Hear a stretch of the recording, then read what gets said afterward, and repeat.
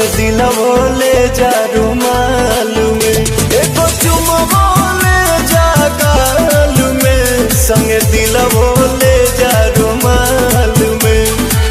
जातर रजावा चढ़ के जहा जावा पसीहन मोहिनी के जाल में, एगो चुमवो ले जा गाल में, संगे दिलवो ले जा रुमाल में, एगो चुमवो ले जा गाल में, संगे दिलवो ले जा रुमाल में।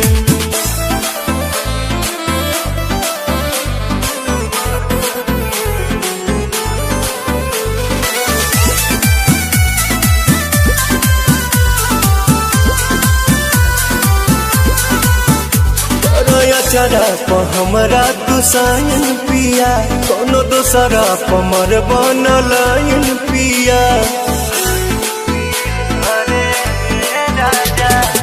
बिहाना केहू के हमार वाला हक हो, हर के जात हई होइए जाला शौक हो।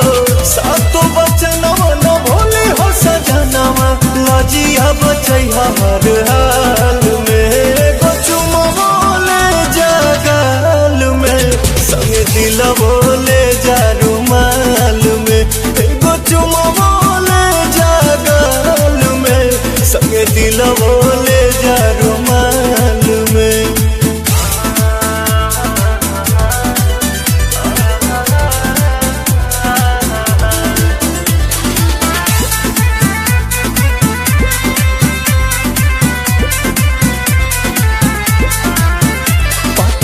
बीचे कदम बवाले बलम, लदी बड़ बनी हाले के पाले बलम। आँखी में हमारा जे आवे दे बयासु, कालम जहरिया ए पवन प्रियांसु। कमे कमाई हो यानी मन से रही हा, आवे बदला नहीं चाल में, एगो चुमवो ले जा गाल में, संगे दिलवो ले जा रुमाल में, एगो चुमवो ले जा गाल में, संगे दिलवो ले जा रुमाल में।